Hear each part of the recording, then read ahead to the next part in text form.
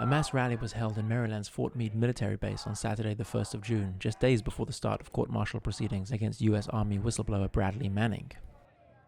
Between 400 and 500 people marched, expressing solidarity and demanding justice for the incarcerated Manning, who is being court-martialed in part over his decision to leak shocking footage of a deadly U.S. military airstrike carried out against Iraqi civilians, including children and 2 Reuters cameramen. Hear it from you. Bradley Manning's duty was to report what he reported. That was his duty. So he tried to do his duty as a soldier. And Bradley Manning should never have been in Iraq to see what he saw. And that was our collective failure to not control the politicians and the war criminals, and it's our job to see that those war criminals go to jail and take Bradley's place. The Obama administration has clamped down heavily on whistleblowers and journalists. Twice as many people have been prosecuted under the 1917 Espionage Act than in all previous administrations combined. I'm here as a part of the group Code Pink. We're here to pay homage to Bradley Manning, the truth teller, whistleblower, who has been in prison for the last 3 years for simply exposing American war crimes. Bradley Manning is a guy who's about the same age as me, and I think that what he did was really brave, and he essentially gave up his entire life so that the world would know about the things that the U.S. is doing and the different collaborations that the U.S. has been creating with different countries around the world, for example, Yemen, to carry out really egregious policies like drone strikes, for example. And so I'm here with hundreds of people in solidarity with Bradley Manning to tell him that we support him and we have his back throughout his trial.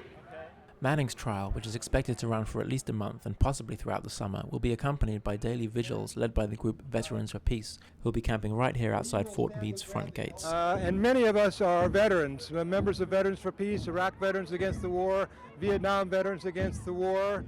People are really upbeat, very strong feelings for Bradley Manning. There's a sense of determination. We know that the government wants to keep Bradley Manning behind bars for the rest of his life. We are determined not to abandon Bradley, and we're going to keep on fighting until he's free, and hopefully that'll be soon. Activist and author David Swanson believes the number of people who will recognize Manning's patriotism and self-sacrifice in releasing this video will only increase as time goes on, a sentiment shared by many of the veterans I spoke to.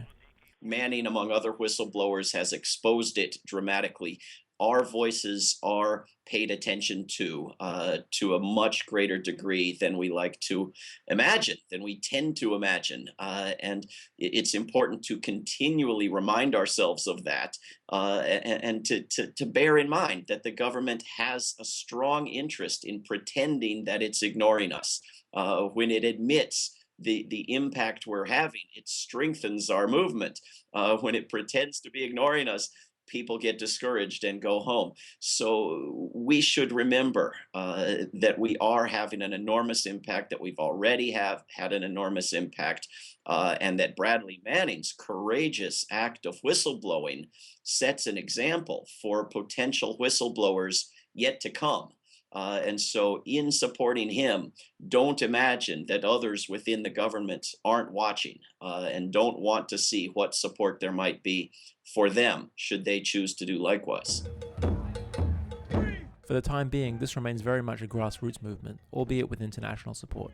Parallel mass rallies were held at the same time in Seattle, Washington, as well as in London, directly outside the US Embassy. Retired Colonel Ann Wright, fresh from an international speaking tour, also addressed the crowd. I just come back from speaking in China, speaking in the Netherlands, speaking in Belgium, and speaking in Ireland. I just got back last night. And let me tell you what, with the exception of Bradley Manning, the face of America and all the countries of the world is pretty pitiful. Because our face is as warmongers, our face is killers across the world. But the bright light is in every one of those countries, and in virtually every country of the world, there's a Bradley Manning support group. So what we're doing here in the United States to stand with our fellow citizen is being reflected all over the world. Well, the collateral murder video is it's a tragedy that U.S. military decided that they felt it was necessary to murder a man who was crawling on the ground that was no threat to anyone, whom they'd already wounded and they'd already killed other people, and then to blow up a van of people they didn't know who it was, to include 2 kids in the front seat. It was murder. It was murder. And that should not have happened, and those helicopter pilots and the analysts that said, yes, go ahead and shoot them, should be in jail, not Bradley Manning. Manning's court-martial will begin behind these gates on Monday, June the 3rd. For the Real News, this is Yusuf Mizdak in Fort Meade, Maryland.